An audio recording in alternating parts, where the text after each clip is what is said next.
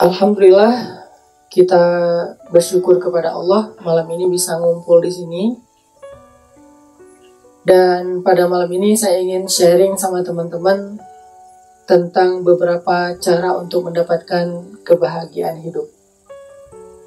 Bahwa happiness itu, kebahagiaan itu kita dapetin, apa tadi teh? Kalau kita memiliki hati yang bersih. Hati yang bersih itu dalam bahasa Arab disebut dengan tazkiyatun nafs.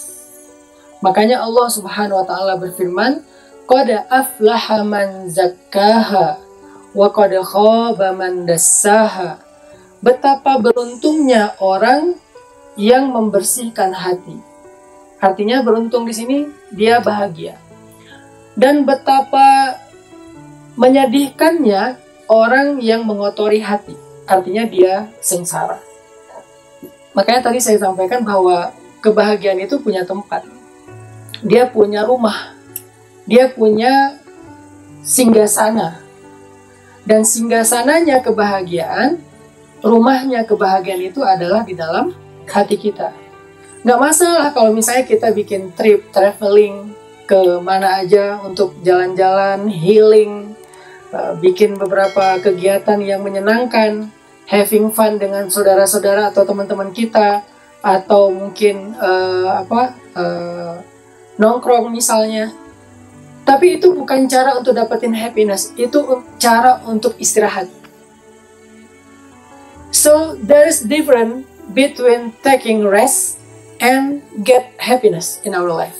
Jadi beda banget untuk kita pengen dapat istirahat, pengen santai, pengen healing dengan dapat happiness itu beda.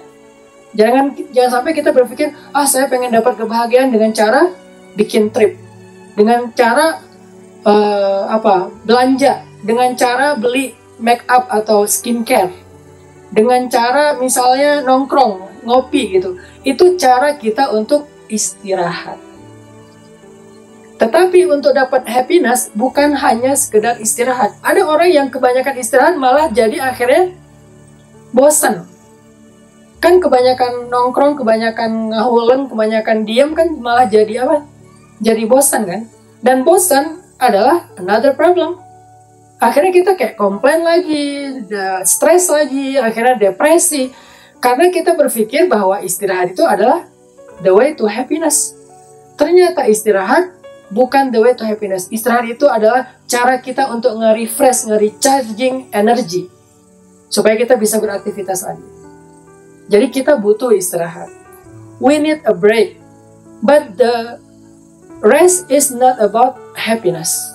Jadi kita butuh break. Kita tuh butuh istirahat santai. Nonton. Mungkin sebagian main game. Sebagian scrolling TikTok. Lato-lato. Itu adalah cara kita untuk taking break kan. Tapi dapetin istirahat itu bukan berarti kita akan menjamin dapat happiness. Itu orang yang gak beriman salah paham. Terus buat apa break dalam hidup kita istirahat? Istirahat itu buat nge-refresh dan nge-recharging energi spirit kita dalam beraktivitas. Sehingga kalau malam ini kita bicara tentang happiness, kebahagiaan, kita bicara tentang hati. Bersihkan hati kita. Gimana cara ngebersihin hati? Paling gampang ngebersihin hati itu adalah banyakin istighfar. Itu paling gampang. Banyak cara sih, tapi paling gampang adalah banyakin istighfar. Banyakin di sini artinya apa? Banyakin di sini artinya minimal 3.000 kali. Jadi kita harus beristighfar sehari minimal 3.000 kali. Kenapa kok ada kata angka 3.000? Sebetulnya ini bukan angka fix ya. Angka ya ancar-ancar lah. Kurang lebih. Kenapa 3.000 kali? Karena Rasul aja yang gak punya dosa beristighfar sehari 100 kali. Jadi kalau kita istighfar 100 atau kurang dari 100, seolah-olah kita selevel sama Rasulullah SAW. Kenapa Rasulullah beristighfar padahal beliau gak punya dosa? Beliau beristighfar bukan karena dosa, tetapi beristighfar karena bagaimanapun kita belum bisa memenuhi hak Allah. Hak syukur, hak tauhid, hak sikoh itu percaya dengan Allah, itu belum sempurna. Gimana pun kita berusaha, sehingga kita perlu beristighfar. Nah, itulah istighfarnya Rasul, bukan istighfar dosa. Kalau kita yang jauh di bawah level Rasulullah SAW, maka minimal ya sekian puluh kali lipat dari Rasul, yaitu 3000 kali istighfar. Atau yang lebih gampang lagi, coba teman-teman istighfar sampai kerasa di hati teman-teman itu, istighfar itu kerasa di sini. It's the same thing like if you have exercise when you run somewhere, or you riding the horse. If you ride the horse just for one run or 1 minute, you get nothing. You will not get the apa istilahnya tuh, endorphin. If you just walk around slowly and just for 1 minute, so you have to exercise more than 30 minutes to get endorphin in your body. Gitu juga dengan exercise istighfar. Hati kita nggak akan dapat endorfinnya, artinya kebahagiaan di dalam hati, kalau istighfar atau riyadhah itu exercise, riyadhah istighfarnya itu sebentar gitu. Astagfirullah. Itu sama kayak kita jalan 3 langkah. Astagfirullah 10 kali sama kayak kita cuman lari sebentar, treadmill tapi masih kecepatan rendah, nggak dapat endorfin. Jadi kalau teman-teman pengen ngerasain ada endorfin di hati, maka riyadhahkan, exercise-kan istighfar teman-teman sampai kerasa ada endorfin. Endorfin hati itu gimana sih Ustadz? Rasa halawatul iman, manisnya iman, nikmat dalam ibadah. Sholat nikmat, zikir nikmat, tilawah Al-Quran nikmat. Itulah endorfinnya hati. Sehingga saya mengancar-ngancar ya 3000 lah. Tapi ada kalanya kadang 3000 belum kerasa teman-teman. Kenapa 3000 belum kerasa? Karena mungkin hati kita terlalu keras. Sehingga kita butuh istighfar lebih banyak lagi. Ketika kemarin saya umroh, saya coba exercise istighfar sehari 5000. Kenapa 5000? Karena di Masjidil Haram, 1 kali kita beribadah lebih baik dari 100.000 kali. Jadi kalau 5.000 berapa sih? 500.000 ya? 500.000 kali istighfar seolah-olah. Itu kerasa banget tuh di hati tuh. Beres istighfar bukan pengen keluar dari masjid, pengen salat sunnah. Kan kalau misalnya kita istighfarnya nggak sampai endorfin nih, beres istighfar, alhamdulillah udah istighfar gitu kan? Alhamdulillah udah istighfar. Kenapa? Artinya dia bersyukur udah selesai istighfarnya. Dia ngerasa kayak istighfar tuh capek. Akhirnya dia pengen pulang, pengen ya tadi break lagi, pengen santai. Tapi kalau istighfarnya sampai kerasa endorfin di hati, beres istighfar, buka Quran, baca. Muncul semangat beribadah, itu istighfar tuh udah kerasa tuh. Habis istighfar, pengen sholat sunnah. Habis istighfar, pengen dengerin ta'lim. Habis istighfar, pengen zikir. Nggak akan pengen berhenti tuh. Berhenti bukan karena kita pengen, tapi karena kita harus. Istrinya ngomel misalnya, anak nangis, ada kerjaan yang harus dikerjain, karena harus, bukan karena kita pengen. Kita masih pengen melanjutin istighfar. Itu adalah cara ngebersihin hati.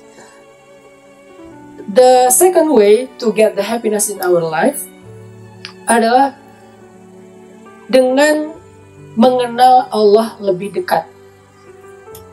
Memiliki positive thinking about Allah. Kalau bahasa kita tuh husnuzon kepada Allah. Husnuzon kepada Allah. Itu adalah cara paling mudah untuk bahagia. Kenapa kok husnuzon kepada Allah itu cara paling mudah untuk bahagia? Karena orang yang husnuzon kepada Allah nggak pernah berpikir hidupnya itu malang. Kok saya nih nasibnya gini-gini aja. Kok cuman saya doang yang sengsara, yang lain baik-baik saja. Dia nggak merasa dirinya kayak orang yang kurang beruntung.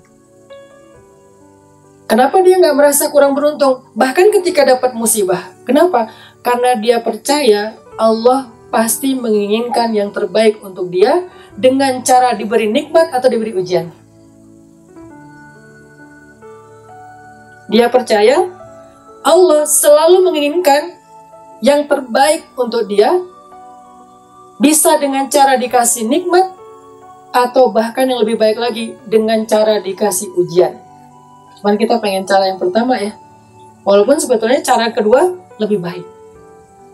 Dan Allah lebih tahu. Makanya Allah berfirman, wa asa an takrahu syai'an wa huwa khairul lakum wa asa an tuhibbu syai'an wa huwa syarrul lakum wallahu ya'lamu wa antum la ta'lamun. Bisa jadi kalian benci sesuatu padahal itu baik untuk kalian. Dan bisa jadi kalian menyukai sesuatu padahal itu buruk untuk kalian. Kalimat yang paling pentingnya adalah, dan Allah lebih tahu sedangkan kalian tidak tahu. Siapa yang lebih tahu? Allah. Sehingga kalau kita percaya itu, kita mengenal Allah, bahwa kita tahu banget Allah itu nggak mungkin tega nyakitin kita. Kenapa? Karena Allah itu punya sifat, salah satunya adalah Rahman. Ada yang tahu arti Rahman? Pengasih. Apa arti pengasih? Banyak orang Indonesia berpikir pengasih itu ngasih ya. Bukan, pengasih itu gampang kasihan. Pengasih itu kasihan. Ayah, ibu itu sangat pengasih kepada anaknya. Allah lebih pengasih lagi kepada hambanya daripada seorang ibu kepada anaknya. Jadi kalau seorang ibu aja nggak mungkin menyakiti anaknya, dia rela tersakiti asalkan anaknya dapat kebaikan, dia rela berkorban dirinya, orang tua ayah itu berkorban dengan apa yang dia bisa, asal anaknya bahagia, maka Allah lebih dari itu. Itu namanya Rahman, pengasih. Selain Rahman, Allah juga Ra'ufun. Apa arti Ra'uf? Ra'uf itu artinya nggak tegaan.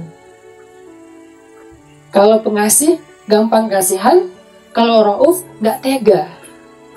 Jadi kalau kita aja nggak tega sama siapa aja, kita nggak tega misalnya marahin anak. Kalau anak salah, kita nggak tega menghukumnya. Saya kadang-kadang kurang tegas juga ya sebagai ayah. Misalnya nih, anak saya Ertuğrul tuh misalnya nggak mau sholat. Dia usianya 4 tahun. Saya suruh sholat, nggak mau sholat.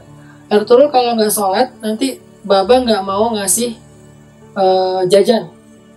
Itu saya bilang gitu kan. Terus pas waktunya sholat, dia aja sholat, dia nggak sholat. Beres sholat, dia minta jajan. Nggak tega.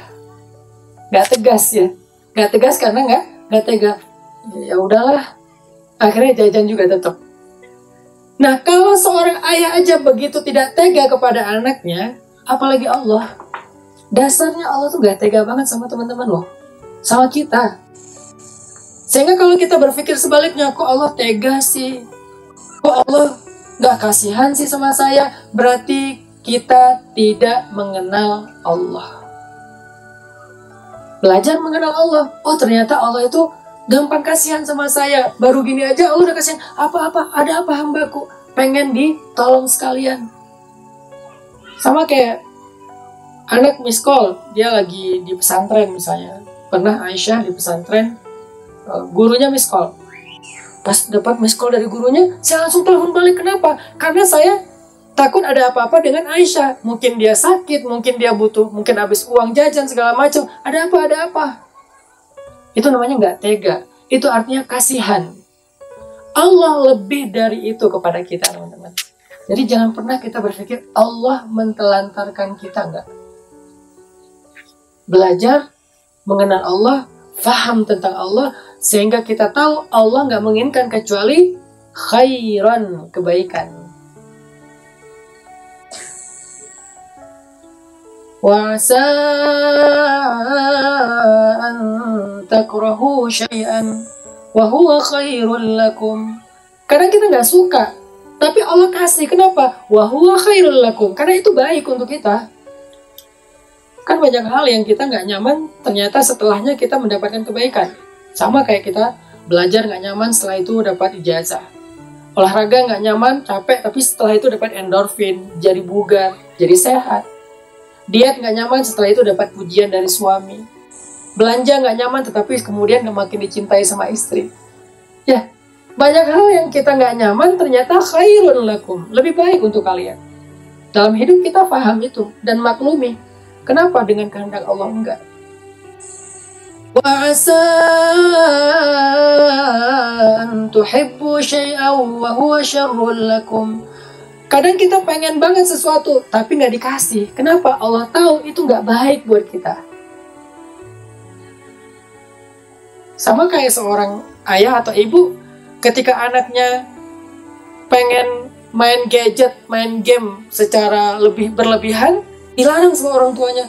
Saya bilang ke Yahya, abang jadwal main gadget sejam aja ya, sehari ya. Itu sebagai apresiasi karena abang udah belajar, udah sekolah seharian, udah ngaji.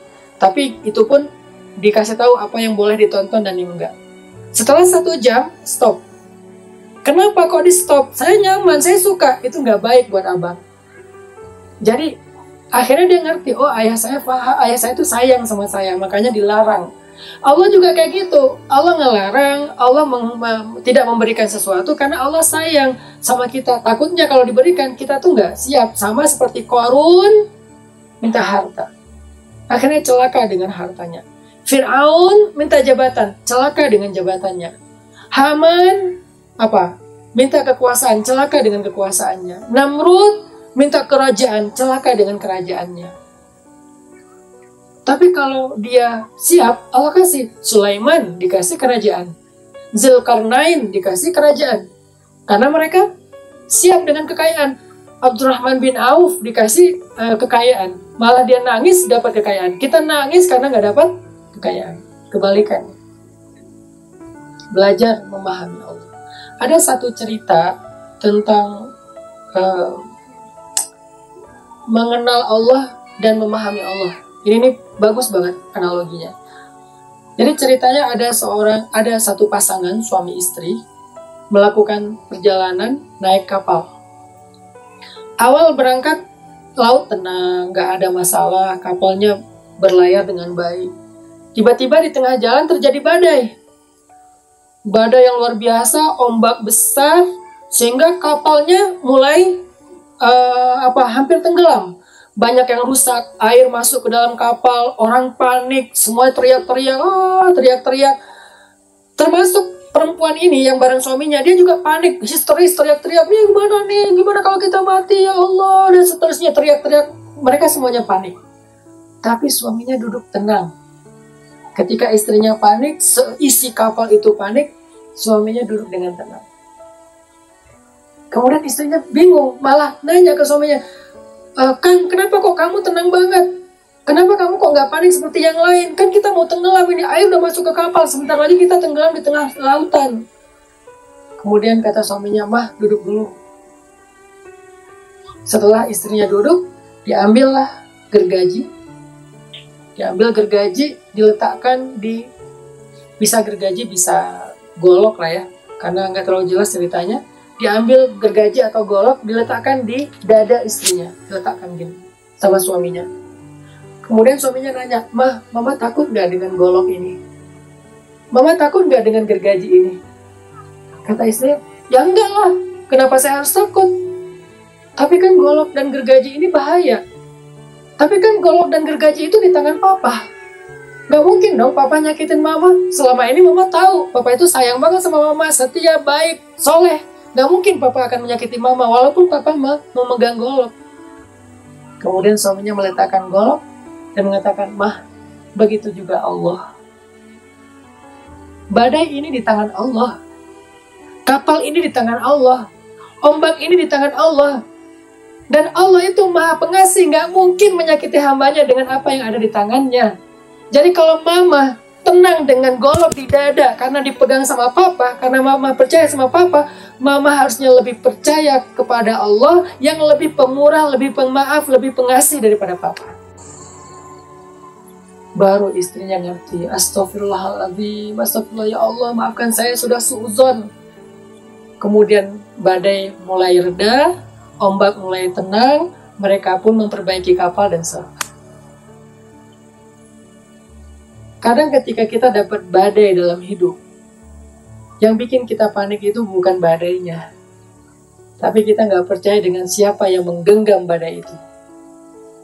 Sama seperti ketika kita diletakkan golok di dada oleh orang yang kita nggak kenal, pasti kita panik, karena kita nggak percaya dengan yang memegang golok. Tapi kalau yang meletakkan golok di dada kita, atau benda-benda yang berbahaya di dada kita adalah orang yang kita percaya sekali, seperti Ismail percaya kepada Ibrahim, kita akan tenang. Jadi, masalahnya bukan badai. Masalahnya bukan ujian, musibah. Tapi masalahnya adalah belief kepada Allah. Apakah kita percaya Allah nggak akan mungkin mencelakai kita? Disitulah masalahnya. Istafti qalbak, tanya ke dalam hatimu. Terus gimana cara kita mengenal Allah, Ustaz? Tadi saya sampaikan, salah satu cara mengenal Allah yang paling gampang itu adalah berpikir secara dalam, yang kita kenal dengan istilah tafakkur tentang ciptaan Allah. Tadi Hoja Alperen, I want to share them about your story about the horse, how Allah create the horse. Tadi Hoja Alperen cerita ke saya tentang bagaimana Allah menciptakan kuda. Jadi kata Hoja Alperen, ada sebuah riwayat yang menyebutkan bahwa sebelum Allah menciptakan kuda, Allah menciptakan angin. Lalu Allah berkata kepada angin, wahai angin, aku akan menciptakan makhluk yang lebih baik dari kamu. Angin bertanya, apa itu? Allah katakan kuda. Maka kuda itu memiliki kecepatan seperti angin. Dan kata Hoja tadi, kalau kita menunggangi kuda, rasakanlah angin berhembus di antara telinganya. Itu kenapa saya nggak senang kalau menunggangi kuda itu pelan. Sombong banget ya. Pengen cepat gitu. Kenapa? Angin. Like flying. Jadi kayak, if you ride the horse slowly, you will not feel the flying. Jadi you have to be faster. Jadi kalau udah lebih cepat, wah, I'm fly. Jadi kayak kita lagi kayak terbang gitu kan. Jadi kata Hoja tadi, kalau kita dapat angin dari antara dua telinganya kuda, angin itu adalah angin surga katanya. Masya Allah, saya mulai tafakur nih kebesaran Allah di kuda. Kemudian kata Hoja juga, dan ini ada ayatnya, wasakhkhara lakum ma fis samawati wa ma fil ardh. Allah menundukkan untuk kalian apa yang di langit dan di bumi. Salah satunya kuda. Allah sengaja menciptakan kuda untuk ditundukkan kepada manusia agar bisa ditunggangi. Itu tujuan penciptaan kuda. Jadi kalau ada yang bilang, kasihan ya kudanya ditunggangi, dia nggak ngerti tentang maksud Allah. Allah sengaja menciptakan kuda, ditundukkan kepada manusia untuk ditunggangi. Dan sangat logik, sangat make sense ketika Hoja cerita ke saya, coba antum lihat zebra. Zebra kan punya the same shape with the horse.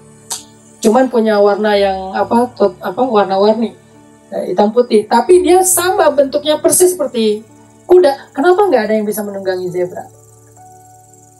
Nggak pernah Hoja Alperen melihat orang riding the zebra. Nggak pernah. Kenapa? Karena Allah tidak menciptakan zebra untuk ditunggangi. Allah hanya menciptakan kuda untuk ditunggangi. Berarti dalam penciptaan kuda itu ada nikmat dari Allah untuk kita. Dulu saya nggak terlalu ngeh lah dengan hal ini. Karena saya lebih senang skateboard, senang surfing, senang snowboard. Saya pikir berkuda itu kan beda zaman ya. Ngapain sih berkuda sekarang gitu kan. Astagfirullahaladzim, saya salah paham waktu itu. Tapi setelah ada pesantren, akhirnya ketemu Habil. Habil bilang, naik kuda itu nggak susah. Saya bilang, kayaknya susah deh. Karena saya pernah naik kuda di dekat gedung sate, itu susah banget. Ditarik, kok rasanya tuh, ini kuda yang ada apa tuh, pelananya warna bendera Amerika, itu kan ciri khas banget deh. Ini kenapa sih kuda nggak nyaman banget ditunggangin? Saya nggak percaya sampai kemudian Habil punya jasa buat saya dalam urusan horse riding. Dia menunjukkan ke saya betapa funnya naik kuda, sehingga akhirnya saya ketagihan. Awalnya sih emang susah, namanya juga awal ya, semua susah. Tapi kan saya kayak senang dengan challenge. Akhirnya saya coba, setelah beberapa lama, pas sudah bisa canter, udah nggak bisa ditahan lagi. Kemarin saya ke Jepang, kan setiap winter saya keluar kalau sebelum pandemi ya, ke Jepang, mau main snowboard lagi. Udah nggak asik. Jadi pas sampai ke salju main snowboard, kok nggak asik ya? Kayak saya cari kuda aja deh, sombong banget. Akhirnya saya main apa? Main ember, seluncuran sama Ertuğrul sama Yahya. Kenapa? Karena udah jatuh cinta dengan horse riding. Kayaknya yang lain itu kayak walaupun keren semua, keren sih.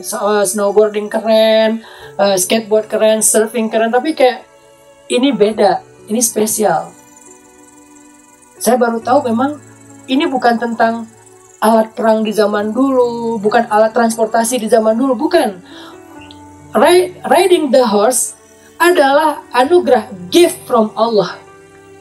Mau di zaman dulu, mau di zaman sekarang, mau sampai hari kiamat, riding the horse is gift from Allah. Jadi siapa yang bisa menunggangi kuda, dia bukan tentang ngapain sih, kan udah ada mobil. Kan udah ada motor, udah ada pesawat, udah ada kapal, ngapain pakai kuda? Ini bukan tentang transportasi. Ini bukan tentang perang. Ini tentang gift. Jadi menikmati gift dari Allah itu ternyata saya baru sadar ketika mempelajari kuda bukan cuma naik, tapi groomingnya, filosofinya. Hari ini dapat banyak banget insight dari Hoja Alperen tentang filosofi kuda. Akhirnya saya, Masya Allah, ini gift banget nih. Itu namanya tafakkur. Jadi bukan sekedar naik tapi mikir. Wa yatafakkaruna fi khalqis samawati wal ardh. Memikirkan tentang penciptaan langit dan bumi atau apa yang ada di dalamnya. Saya mikir lagi baca buku tentang The Miracle Life of Plants. Buku tentang keajaiban hidupnya pohon-pohon. Sejak saya baca buku itu, saya kalau melihat pohon dipaku atau terluka, itu kayak ngelihat orang terluka. Jadi kayak ngerti gitu. Oh, pohon itu, kan nonton Avatar 1? Avatar 1 itu sebetulnya kode, sebuah message, sebuah pesan tentang the way of plants atau the way of tree ya. Jadi kayak cara hidupnya tanaman dan pohon itu di Avatar 1. Kalau Avatar 2, The Way of Water kan, kehidupan di air. Nah, di Avatar 1 itu dijelasin, dan itu sangat relate dengan apa yang saya baca di buku, bahwa di dalam akar pohon itu ada jaringan yang 1 sendok tanah kita ambil, 1 sendok teh tanah kita ambil, itu mengandung jaringan komunikasi pohon sebanyak lebih dari 100.000 mil. 1 sendok teh tanah. Jadi kalau kita ambil tanah nih, di dalamnya ada jaringan 100.000 mil. Jaringan apa? Itulah kecerdasannya semesta. Sama kayak jaringan otak kita nih. Saraf otak kita kan panjang tuh. Kalau ditarik itu, ternyata saraf kita lebih panjang daripada sebuah jalan tol. Panjang banget. Dan Allah menciptakannya luar biasa. Tersimpan dengan baik di dalam organ tubuh kita dan di kepala kita. Tapi dibandingkan dengan jaringan yang ada di sebuah ekosistem forest atau pohon-pohon, maka otak kita itu cuma menyimpan kurang dari 1% besarnya jaringan yang ada di dalam tanah dan pohon. Itu dahsyat. Sehingga nyangkul tanah itu sama dengan ngerusak jaringan. Sehingga orang yang paham tentang masalah permakultur, mereka nggak suka nyangkul berulang kali. Sekali doang, sisanya dia akan membangun jaringan sendiri, sisanya dia cuman kayak korek-korek dikit, nggak sampai dicangkul ngerusak tanah. Saya baru ngerti di buku itu ada sebuah judul namanya Plant Can Read Your Mind. Ternyata tanaman itu bisa membaca pikiran. Sejak saat itu, saya nggak berani lagi ngelamun di dekat tanaman. Wah, ini bahaya nih, kayak curhat. Kita diam gini. Itu sama kayak kita ngomong curhat, nyerocos, dan dia ngerti loh. Tanaman lebih dahsyat daripada hewan. Hewan aja instingnya tuh dahsyat. Tanaman lebih dahsyat. Pohon itu yang paling dahsyat di muka bumi dibandingkan hewan. Dan hewan lebih dahsyat daripada manusia. Jadi manusia itu nggak ada apa-apanya. Hewan lebih dahsyat daripada manusia instingnya. Tanaman lebih dahsyat daripada hewan. Jadi dia bisa membaca pikiran. Apa pembuktian ilmiahnya? Dijelaskan di buku itu. Ada sebuah semacam kayak, bukan riset ya, sebuah uji coba lah ya, eksperimen. Dia metik 2 helai daun di kebun. Yang satu daun itu diletakkan di sebelah tempat tidur di meja kamar. Yang satu lagi diletakkan di ruang tamu. Yang diletakkan di meja kamar itu setiap hari ditatapin sambil diomongin dalam hati, kamu yang sehat ya, kamu yang seger ya, kamu tetap hijau ya. Dalam hati tapi ngomongnya, di pikiran, nggak ngomong sama sekali, cuma diliatin doang. Kamu yang sehat ya, kamu yang seger ya, kamu yang hijau ya. Yang satu lagi di ruang tengah, nggak pernah dilihat. Setelah sebulan, daun yang di ruang tengah sudah kering, coklat, dan rusak. Sedangkan daun yang di sebelah meja tempat tidurnya masih seperti baru tadi dipetik dari kebun. Artinya, plant can read your mind. Lalu saya coba di rumah. Kenapa di rumah tadi tanaman-tanaman itu nggak sehat kelihatannya? Sejak saya baca buku itu, saya duduk di belakang taman kecil di rumah. Saya liatin aja tuh tanaman apa ya yang agak gede tuh, talas. Kan tumbuh beberapa talas di belakang rumah. Saya bilang ke Umi, ke anak-anak, ini anak baba yang kelima nih. Ini adiknya Ertuğrul nih. Ini adiknya Ertuğrul. Yang paling kecil, si bungsu. Saya liatin setiap hari. Umi kalau sholat duha di depan dia, itu talasnya tumbuh dengan subur, dengan baik. Talas yang lain masih setengah jalan, dia udah gede. Masya Allah, ternyata semua ini memang ciptaan Allah dan mereka hidup bertasbih. Kata Allah, mereka bertasbih, tetapi kalian tidak mengerti tasbih mereka. Arti tasbih itu berkomunikasi di antara mereka. Sehingga di film Avatar yang satu itu kan ada pohon raja yang dihancurin sama manusia langit. Sehingga ketika pohon itu hancur, jaringan semua rusak, satu hutan ekosistem rusak. Itu pesan kepada para pembalak liar, kepada orang yang menggali untuk mencari istilahnya, tambang, ngerusak alam. Itu kan persis sama dengan kasus pertambangan terutama di Indonesia. Jadi ada local people yang sangat wise, mereka paham tentang itu dan mereka menjaga. Insya Allah kita jadi avatar, the way of pesantren. Disitulah saya tafakur, baca buku, dengerin cerita dari Hoja tentang horses, dan banyak lagi hal-hal yang lain. Di situ tafakur. Dengan tafakur, saya mengenal Allah lebih dekat. Oh, Allah itu luar biasa. Itulah cara kita berbaik sangka kepada Allah. Jadi kita nggak salah paham, ngapain sih Allah ciptain kuda? Kamu bodoh, nggak tahu. Allah lebih tahu, makanya belajar. Ngapain sih Allah menciptakan pohon kayak gini? Ngapain sih ada ini? Ngapain sih ada itu? Riwah-riwahin aja kita. Ngapain sih ada ular? Setelah saya belajar sedikit saja, walaupun belum expert, permaculture, saya baru tahu ular semua itu adalah keseimbangan alam. Kita yang bikin masalah sebetulnya. Walaupun tetap takut sih. Jadi dalam konsep permaculture yang saya pelajari, ular itu bukan masalah. Tetapi kita belum tahu gimana berinteraksi dengan hewan liar. Dia itu menyeimbangi. Kalau nggak ada dia, maka nggak ada ini, nggak ada ini, nggak ada itu. Akhirnya jadi trouble. Jadi ada yang nggak balance.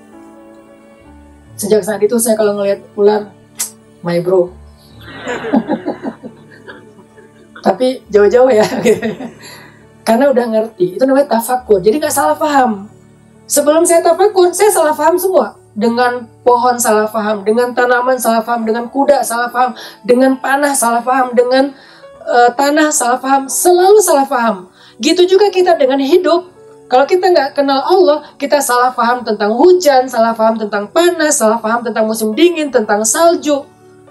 Kemarin pas di Jepang saya iseng-iseng lagi main salju itu kan, lagi hujan gerimis salju tuh. saya tampung gini, ternyata salju yang jatuh di langit di atas telapak tangan saya kecil banget, tapi yang sangat kecil itu seukuran semut punya bentuk yang persis seperti gambar salju loh. Bentuknya persis seperti gambar salju yang kita tahu di gambar-gambar tuh, yang apa persegi berapa sih? 5 apa 6 gitu. Itu ukurannya seperti semut, tapi dia sangat berbentuk. Allahu Akbar. Allah Maha Kuasa. Allah bisa aja ngasih salju yang polos-polos buat kita. Yang penting kan salju.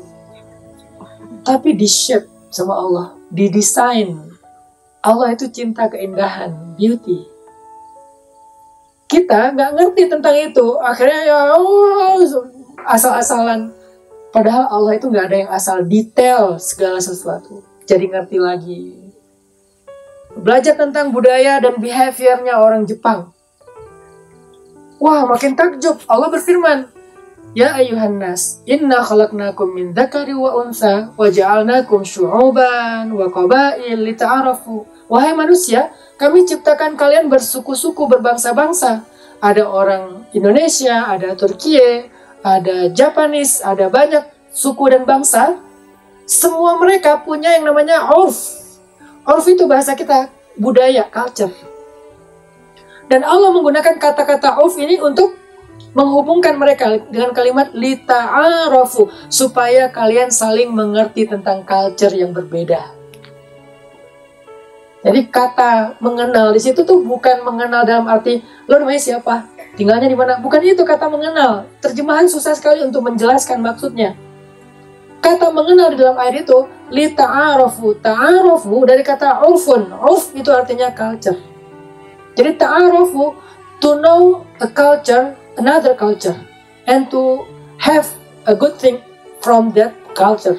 Jadi kayak apa culture-nya Jepang? Apa habit dan behavior-nya orang Jepang? Oh, mereka itu apa namanya tuh? Mindfulness of others. Orang Jepang itu mindfulness of others, mikirin orang banget. Jangan ganggu orang lain. Oh, orang Turki itu orangnya kuat, disiplin. Bahkan ada hadis, there is hadis about Turki. Utrukut Turka ma tarakukum. Jangan pernah mengganggu orang Turki. Karena kalau kalian mengganggu orang Turki, kalian habis. Jadi artinya ada urf, ada kelebihan, hal yang positif. Bicara tentang Syam, Allah nanti Rasul juga bicara tentang positif tentang Syam. Bicara tentang Mesir, Egyptian, Allah Rasul bicara tentang yang positif. Yaman yang positif, Cina yang positif, Eropa yang positif. Semua yang Rasul bicara tentang bangsa-bangsa positif. Gak pernah Nabi bicara jangan dengan orang ini. Kita sebagai umat Nabi, kenapa sekarang kalau ngomongin bangsa lain cenderung negatif? Karena kita gak kenal, gak tahu kebesaran Allah. Makanya tafakkur itu melatih ketajaman berpikir. Akhirnya kita kenal Allah. Ketika kita kenal Allah, kita kenal hidup kita. The third way to have happiness in our life adalah having a good wife. Ini gak usah dijelasin ya. Apa arti istri yang solihah? Kalian gak akan mendapatkan syarat bahagia yang ketiga kalau masih jomblo. Maaf ya, ini memang udah kayak gitu ininya, syaratnya. Bukan saya yang bikin. Kalau masih sendiri, single, baru 2. Kalau mau sempurna, makanya kata Nabi, menyempurnakan agama itu dengan menikah. Kalau mau sempurna, milikilah pasangan yang solih-solihah. Perempuan yang solihah adalah idza nazarta ilaiha samratka. Kalau kamu ngelihat dia tuh nyenengin. Senyumannya, gemesnya, ngambeknya. Itu happiness. Jadi kalau dia udah ngambek, selama nggak yang berlama-lama ya. Kalau dia ngambek, mukanya yang lucu, mukanya yang imut-imut, harusnya itu adalah happiness. Atau ketika dia manja, ketika dia pura-pura marah, ketika dia ya kadang-kadang membela diri, yang tadinya dia salah, tiba-tiba dibalikin, kita yang ngerasa salah, ujung-ujungnya suaminya minta maaf, kan kayak gitu biasanya ya. Itu udah jadi kayak the way of wife. Pasti kita yang salah. Gimana pun mereka salah, Mereka nggak pernah salah. Kita yang salah. Itu tuh happiness, itu tuh nazarta ilaiha sarratka. Dia dandan, celak panjang sampai nyambung, misalnya. Bibirnya dikasih merah sampai jarak sekilo kelihatan bibir doang. Ini bibir atau matahari sih? Apa foundation, udah kayak wax ya. Itu semuanya adalah untuk suaminya, supaya kalau dilihat oleh suami menyenangkan hati. Itu perempuan solihah, idza nazarta ilaiha sarratka wa idza amartaha ata'atka. Kalau kamu meminta dia, menyuruh dia, maka dia taat. Jadi istri yang solihah yang menjadi happiness itu, kalau suaminya ngomong atau menyuruh, meminta sesuatu, dia mengerjakan, dia merespon, dia menjawab, nggak cuek, nggak diam, sehingga suaminya ngerasa dicuekin, nggak dihargai. Dia merespon, dan itu tuh bahagia banget suaminya. Yang ketiga, perempuan yang solehah itu kata Nabi, idza taraktaha hafizatka fi amwalika wa ahlika. Kalau kamu tinggalin dia, dia menjaga kamu. Arti menjaga kamu gimana? Kalau dia chat sama yang lain, dia chat seolah-olah kamu ada di sebelahnya. Harus hati-hati nih. Nggak boleh pakai emoticon kecuali kenapa? Dilihat suami. Nggak boleh ngomong yang terlalu berlebihan. Ditunggu ya. Apa Ci? Nggak. Biasa aja ditunggu ya. Apaan? Atau apalah kamu nanya. Kamu bertanya-tanya. Dia lihat sama suaminya. Nah ini artinya dia menjaga suaminya, itu solehah. Dia di TikTok dia nggak terlalu berlebihan. Kalau dia di TikTok justru dia kayak dance, dia itu bukan nikmat hidup. Suami yang soleh sederhana. Yang pertama, suami yang salih itu adalah suami yang menyempurnakan hak istrinya, terutama dalam urusan nafkah. Jadi suami yang akan menyenangkan hidup istri adalah ketika memberikan jaminan kenyamanan. Dia tuh pejuang, bukan tentang berapa banyak, tapi tentang dia mau berjuang untuk menafkahi istrinya. Istrinya bilang, pengen ya sekali-kali makan di restoran. Suaminya, wah saya harus nyari uang nih biar bisa ngasih makan istri di restoran. Kalau dia pas-pasan. Suami yang gak pelit. Setuju? Dulu ada seorang sahabiat, gak usah disebut namanya, ada seorang sahabiat nanya ke Rasul, ya Rasulullah, bolehkah istri mengambil uang suami tanpa izin? Pernah gak nanya kayak gitu? Boleh gak kita ngambil ATM-nya suami, kartunya, debitnya suami? Boleh gak kita buka dompet suami tanpa izin? Karena yang bertanya ini Nabi kenal suaminya siapa, maka jawaban Nabi boleh. Jadi jangan digeneralisir semua suami gitu ya.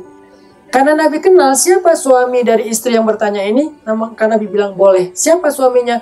Suami yang pelit. Jadi kalau suaminya pelit, istrinya boleh mengambil selama tidak berlebihan.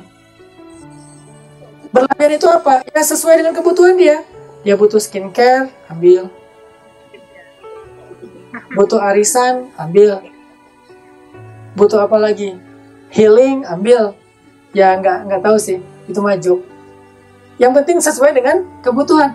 Itulah suami yang menjadi the way of happiness untuk istrinya.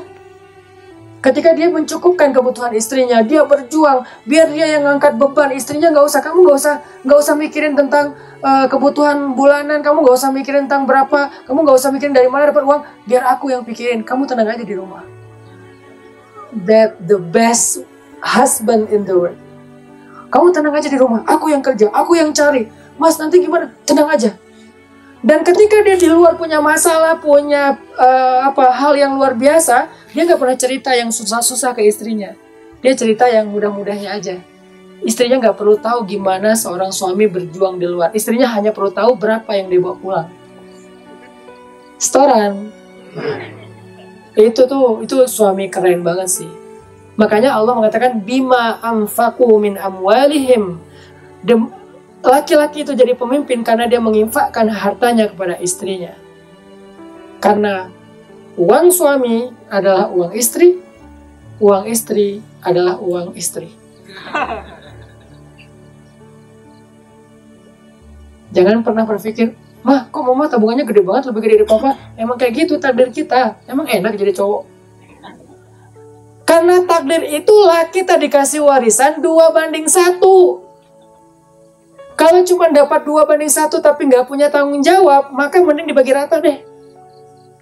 Karena fikih itu ada maqasidus syariah, ada tujuannya. Kenapa dikasih 2:1? Biar ini menafkahi yang ini. Kalau ini adalah adiknya dinafkahi, kalau ini adalah ponakannya dinafkahi, kalau ini adalah ibunya dinafkahi, kayak gitu. Sama kakaknya, adiknya, pamannya, suaminya, ayahnya. Makanya laki-laki dapat 2 bagian. Yang 1 bagian disimpan sendiri, yang 2 bagian dibagi. Berarti dapat berapa yang ini? Dapat 3 atau minimal 2. Adil nggak Islam? Kenapa banyak yang protes? Kayaknya Islam nih apa ya kok rada-rada aneh gitu. Kok waris 2:1? Nggak adil dong. Oke, kita rubah sekarang 1:1. Mau nggak disuruh kerja sama dengan ini? Ya nggak mau. Kalaupun mau, itu bukan keharusan. Kalian boleh berkarir, boleh bekerja, tapi bukan kewajiban. Itu adalah inisiatif untuk mengisi waktu luang, untuk memberi dampak kepada orang lain, memberi manfaat. Bukan tuntutan. Kalian nggak dituntut di dunia dan di akhirat kalau kalian tidak memberi nafkah ke suaminya. Mah, udah akhir bulan nih. Bisa nggak kita ngomong kayak gitu? Nggak mungkin. Yang sebelah sana ngomong kayak gitu, kita dengan tegarnya mengatakan, tenang mah, baru tanggal 29. Buat kita 1 hari itu bisa melahirkan sebuah keajaiban. Itulah suami yang ideal, suami yang soleh. Mudah-mudahan 3 cara ini bisa kita dapetin dalam hidup kita. 1 adalah memiliki hati yang bersih. 2 adalah mengenal Allah lebih dekat. Dan yang ketiga adalah memiliki pasangan yang soleh dan solehah. Barakallahu fikum. Mari kita lanjutkan dengan sholat isya berjamaah. Wassalamualaikum warahmatullahi wabarakatuh.